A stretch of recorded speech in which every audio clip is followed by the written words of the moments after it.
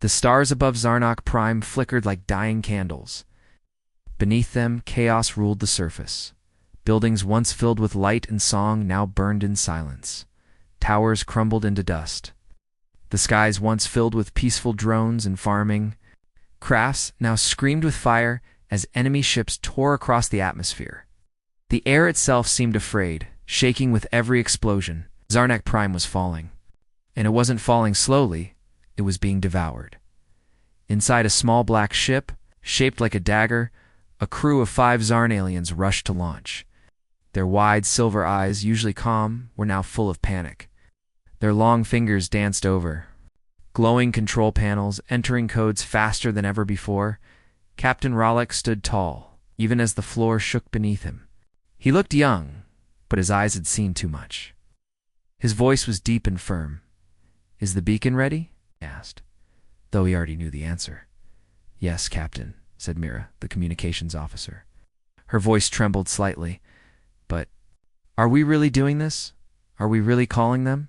Rollick turned toward her. He didn't blink.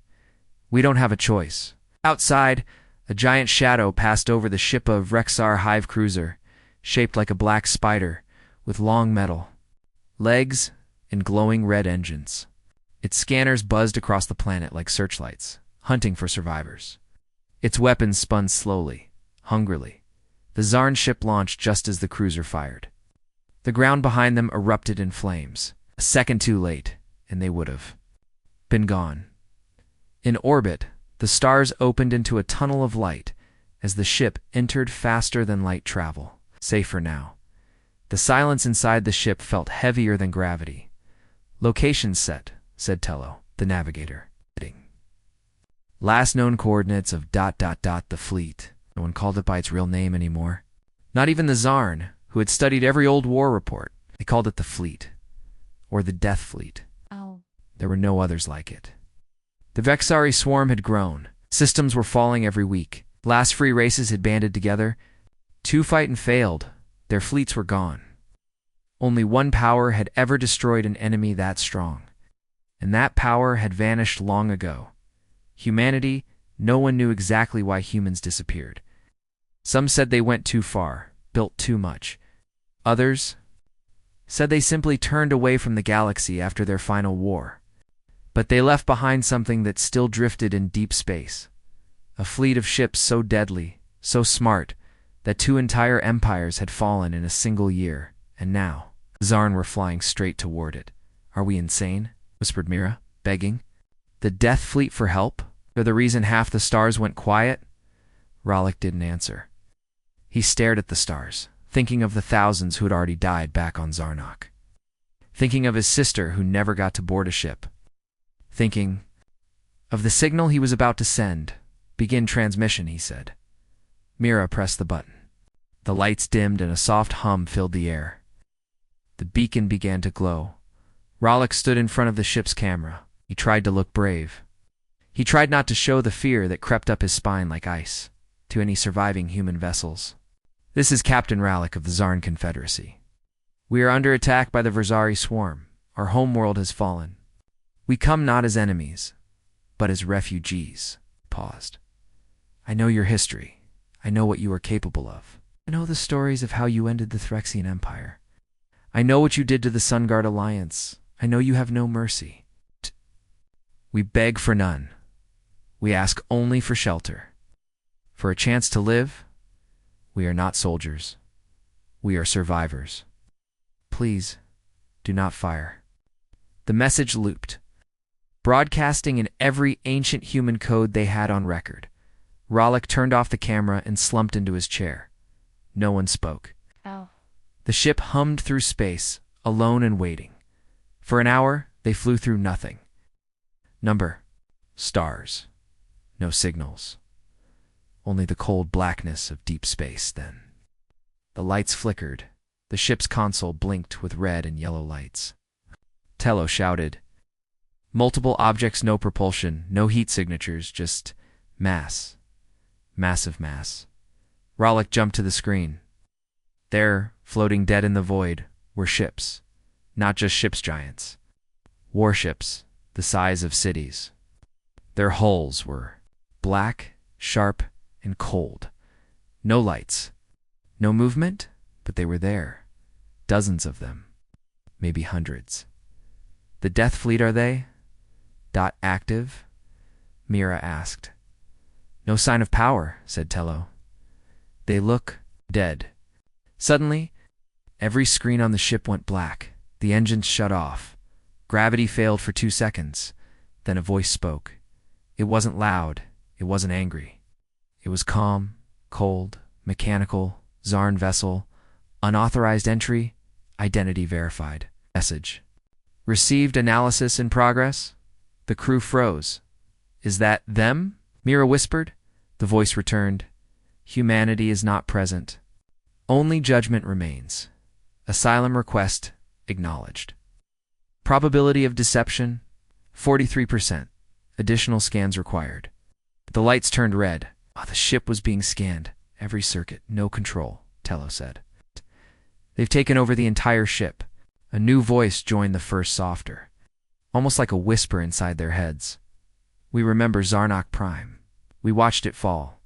We calculated the probability of this encounter. We have not forgotten the swarm. Okay, then. Silence. The ship floated. Forward, pulled by invisible force. One of the giant warships opened like a jaw, letting them in. Inside was darkness. A long tunnel of metal, lights flickering once every few seconds. The Zarn ship was placed gently on a landing bay. The engines powered off. Doors unlocked. No weapons, Rallick said. No sudden moves. The airlock hissed open. A ramp extended. To the floor, outside, there was no one. No crew, no footsteps. It's just a deep hum that shook the bones. Rallick stepped out first, then Myra, then the rest. They walked into the ship slowly, hearts pounding. The walls were smooth and black, glowing with old circuitry. Every few feet, a panel would light up, showing pieces of Earth's history, wars, cities, faces of humans long gone. The last panel lit up as they passed. It showed Zarnak Prime, earning. You are granted temporary asylum, the voice said, under one condition. What condition? Rallick asked. Silence then. Help us finish what we started. Before Rallick could ask what that meant, the panel went black. Behind them, the bay doors shut, and the Death Fleet, silent for centuries, began to turn. Its engines lit up one by one, casting long shadows into space. The Zarn had asked for shelter. What they received was far more. The Death Fleet moved with purpose, silent, massive, and terrifying. Within its shadow, the Zarn vessel floated like a leaf caught in a rising storm. Gint, inside, Captain Rallick and his crew sat frozen, watching as systems reactivated around them. One by one. Red lights pulsed across the walls, scanning every detail of their ship and their biology. No one spoke. Then a new voice cut through the silence. Test begins now. Without warning, the floor beneath the Zarn crew shifted. The walls of their small docking chamber folded in on themselves, revealing a vast arena-like room, empty, cold. Lit only by a soft blue glow from above, a doorway opened ahead. Rallick knew exactly what was happening. The Death Fleet wasn't just offering protection. It was evaluating them, testing them. But for what? They stepped through the doorway, weapons holstered, eyes wide. The corridor beyond twisted like a serpent, metal walls humming with ancient power. As they walked, memories played across the panels, not their memories. Humanities, entire battles played in holograms, fleets being vaporized, enemies begging. For mercy, Earth's forces showing none. At the end of the hall, a new chamber opened, huge, circular, empty, except for one thing. A figure, not human, not Zarn. It stood tall, nearly 3 meters, its skin metallic, its face smooth and featureless. A construct. The voice spoke again, but this time it came from the figure itself. You seek protection. You bring danger. You offer no currency. Why should the last weapon of Earth defend those who ran from a storm they started? Rallick stepped forward, because we didn't run from it. We ran to you. So you're the only force left the swarm fears. Silence stretched. Then the figure raised its hand. Light poured from the ceiling. Suddenly the chamber morphed. The walls fell away into stars, and they stood on what looked like a battlefield in space. Simulated, but real enough. "You will fight now," the construct said. "Your minds, your memories, your loyalty, all will be tested." Rallick opened his mouth. To object, but the simulation began instantly. He found himself back on Zarnak Prime, only this time he was alone. No crew, no ship. The swarm filled the sky. A voice in his head whispered, "Survive, lead, decide." It wasn't a test of strength, it was a test of resolve.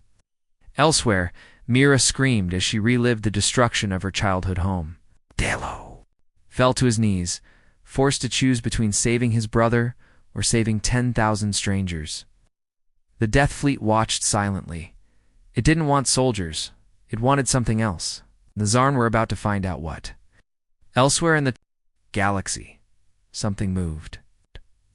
Something that didn't belong in space or in time. The hollow stars, they didn't speak. They didn't build. They didn't conquer. They simply erased. A small Terran science probe, old and forgotten, floated near a collapsing moon. For 20 years it had collected dust and radiation. Systems long dead, until now, the hollow stars reached it. Not with ships, but with thought. The probe blinked to life. Up. Not its own life, but someone else's. The camera turned. The lens focused. It sent a signal an old Earth frequency, a heartbeat in the dark. Somewhere deep within the Death Fleet, the signal was received. The same signal humans once used to declare war. Back aboard the Zarn ship, Rallick stumbled. Out of the simulation chamber, panting and cold. Mira followed, her face pale. They had passed something, but they didn't know what. A panel opened before them. A holographic map displayed 3 blinking red lights. 3 systems were next. 3 targets of the hollow stars. Earth was one of them. "You offered your fear," the Death Fleet's voice said.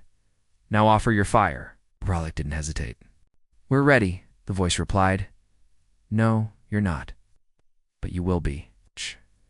"You said :3, ChatGPT said. A tremor pulsed through the entire hangar bay as the Death Fleet fully awakened. Wasn't a sound? It was a presence. Every wall, every floor panel, every circuit hummed with ancient power that had been dormant for generations.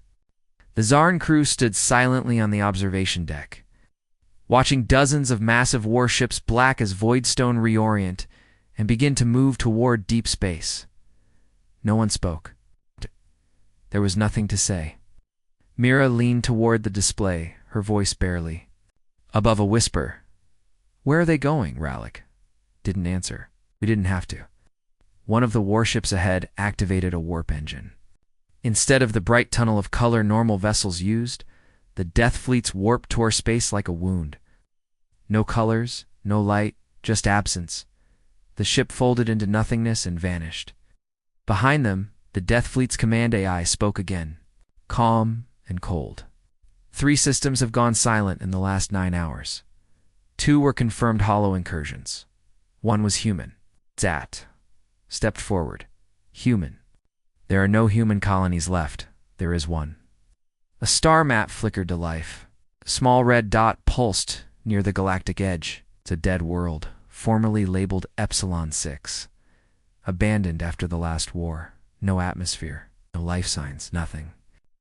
Epsilon 6 contains remnants of Echo Protocol, the voice continued. Unfinished technology. Memory-based warfare. If the hollow stars consume it, Earth's fate will follow. Rallick glanced at Mira. "Why didn't you mention this before?" "We do not trust you yet," said the voice. A sharp mechanical clank echoed behind them. Panel slid open, revealing a storage chamber.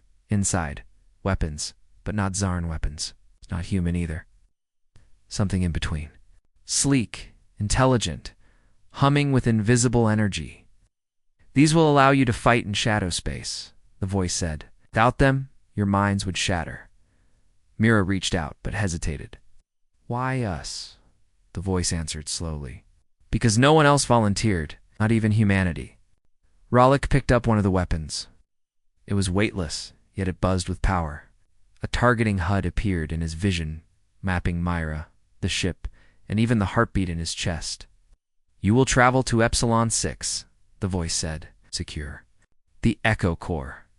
Do not allow the swarm to reach it first." "And if we fail?" Myra asked. "Silence, then quietly. Then you will be erased, and Earth will follow." As they boarded their strike craft one, unlike anything they had flown. Before Alec took one last look at the Death Fleet behind them, these ships had ended empires. They could have turned away, let the galaxy burn. But something within them still remembered loyalty, still remembered home. Their ship detached, engines igniting. Ahead, the stars rippled unnaturally. Epsilon 6. Waited, so did the hollow stars, and in the dark, humanity's oldest weapons stirred, ready to finish what it had begun. Epsilon 6 came into view slowly, like a wound in the fabric of space itself. The planet wasn't just lifeless, it looked hollowed out. Vast cracks split its surface, glowing faintly with eerie purple light. Orbiting above it were fragments of old defense satellites, drifting debris, and one massive black object that didn't match anything in the known galactic database. Inside the strike craft, silence gripped the Zarn crew. No one wanted to be the first to speak. "It's wrong," Tello finally muttered. "That planet, it feels wrong, like it's thinking." Rallick leaned closer to the screen. "What's that object in orbit?" The Death Fleet AI answered instantly. That was once a human research station. It now broadcasts hollow signal patterns. "Your mission begins there." The strike ship began its descent. As they neared the structure, their ship's sensors started to glitch. Screens blinked. Internal systems began rewriting themselves. Myra's voice wavered as she read from her console. "There. Infecting. The ship's memory, it's not data, it's emotion, fear, rage, regret." Rollick's eyes narrowed. "We go in fast. No delays. Find the Echo Core. Extract it. If it's compromised..."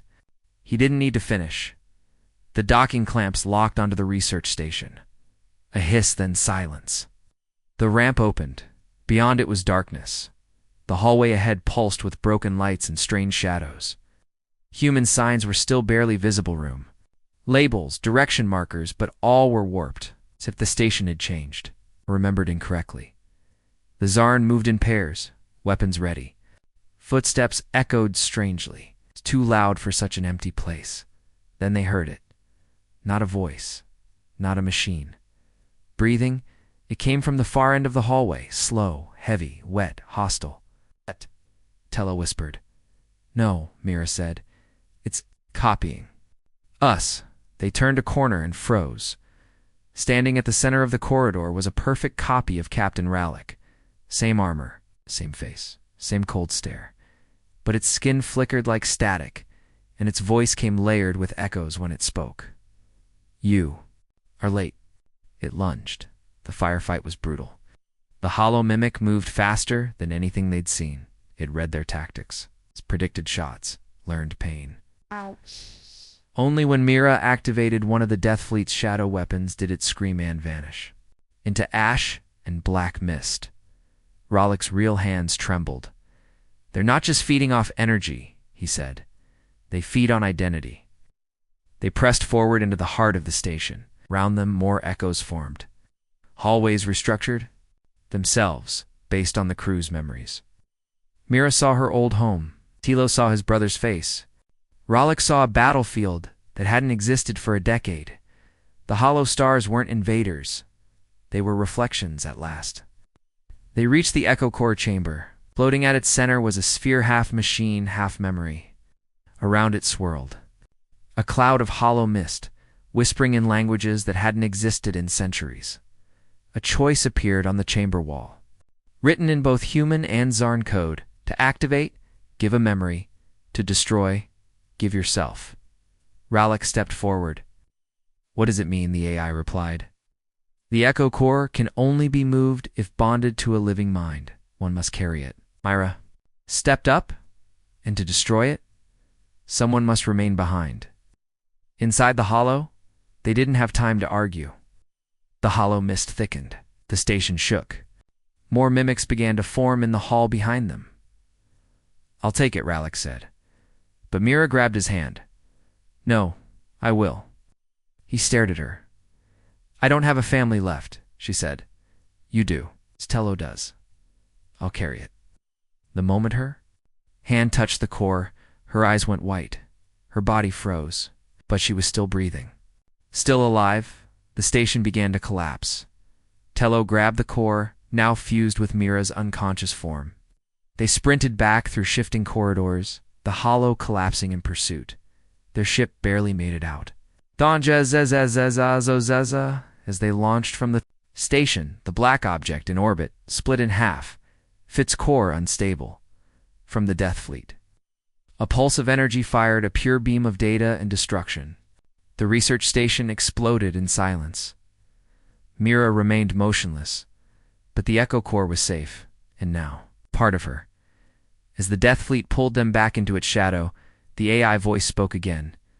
"You have completed Phase 1. Swallowed. Hard. Phase 1. The voice answered, "Yes." The hollow was never the enemy. And the stars trembled. The medbay was silent except for the soft beeping of monitors. Mira lay on the diagnostics table, eyes closed, her skin pale and flickering with faint lines of code. The Echo Core pulsed faintly inside her chest, half buried beneath her skin, like it was trying to hide. Or grow. Rallick sat beside her, staring at a wall screen replaying the moment she touched the core. Over and over. The data feed showed everything. Heart rate spike, neural overclocking, molecular restructuring. But it couldn't explain the strange whispers recorded by the ship's audio logs, fragments of old human voices, overlapping with Mira's own memories. "They're merging," said the Death Fleet AI, materializing as a blue light on the console. "She is no longer Zarn. She is becoming something else." Telepaced across the room, then pull it out. Take the core out of her before she disappears. The AI paused. To remove it would erase her. She is the only one it. Accepted, she is now the carrier. Rallick looked up. Carrier of what? The light dimmed slightly. Echo Protocol was not a weapon. It was a seed, designed to carry the essence of human defense tactics, strategy, memory. It adapts to the host. But it requires triggers to unlock fully. Rallick frowned. Kind of triggers. The ship shuddered. Alarms echoed. The voice replied. Trauma, conflict, loss. Before anyone could ask more, proximity alert cut through the room. An object had entered the system. Not just any object. A hollow warform, not a fleet, one ship. But massive, living metal, shaped like a black serpent with no face.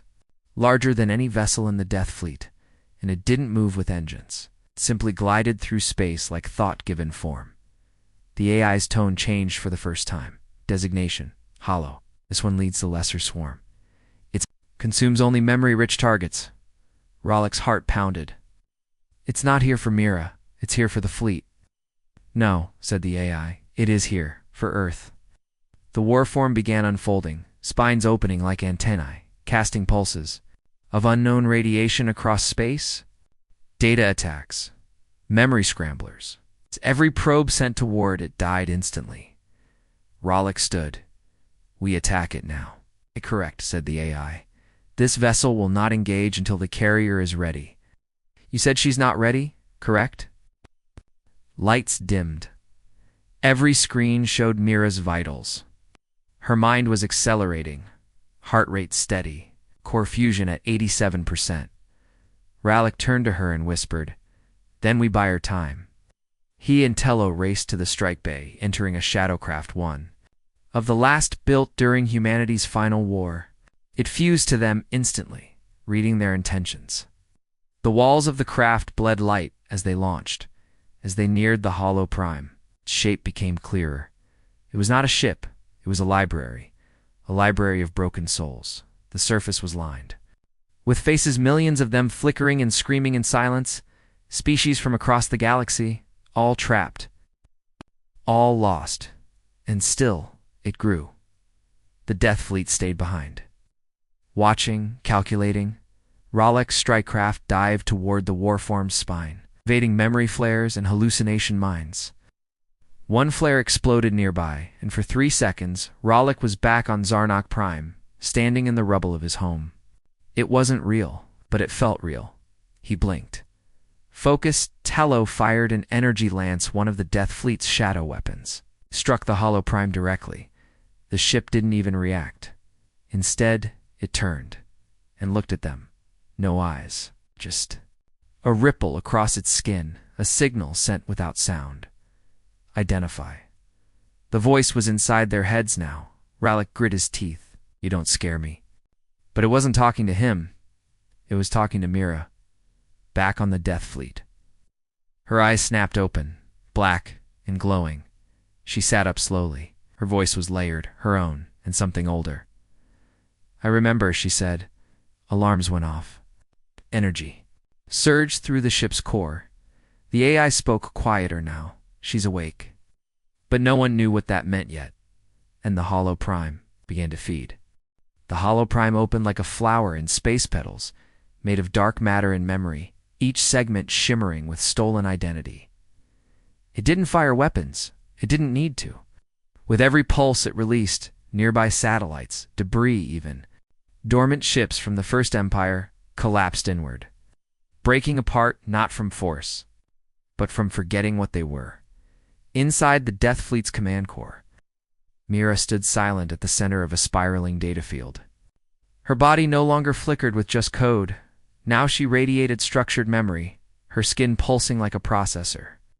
Her thoughts echoed through every system. She wasn't just a carrier anymore. She was a node. I see it, she whispered. Hollow. It's not consuming matter, it's consuming certainty. Ralek's voice crackled over, comes from his strike craft. We don't need philosophy. We need a way to destroy it. No, said the AI. You don't destroy it. Overwrite it. Everyone froze. Tello blinked. You mean hack it? In a way, the AI replied. The Hollow's weakness is that it cannot create. It only reflects, steals, erases. But Mira now contains what it can't replicate will. The command bay darkened. A secondary, screen-activated dot on it. Earth. A broken, quarantined version of it. The last remaining memory archive buried deep under Mars's shadow. The Echo Drive. That's where it leads, Mira said. That's what it's trying to erase. Human memory. The one that created the Death Fleet. Ralek cursed under his breath. Then we beat it there. No, said Mira. We let it reach it. And then I go in after it. You'll be destroyed, Tello said. Mira smiled softly. That's the point. But something had changed. She didn't look afraid. She looked certain. The AI revealed the final weapon, the memory lance. Not a gun, but a focused stream of one person's pure memory. Fired directly into the Hollow's core, it could overwrite anything it touched. There was one catch. Only one person could wield it. Only one mind at a time could survive the interface. Myra stepped into the cradle. The weapon fused to her spine like a nervous system. The ship launched a single, needle-shaped craft directly at the Hollow Prime, her inside it. Ralek and Tello followed at a distance, powerless to interfere. As Mira approached the warform, it opened a portal in its body, inviting her inside. She entered. It was nothing like she expected. Inside was a massive chamber of light and whispering shadows, floating libraries of thoughts stolen across centuries. She saw memories of her home, of Earth, of Ralek, even of moments she never lived.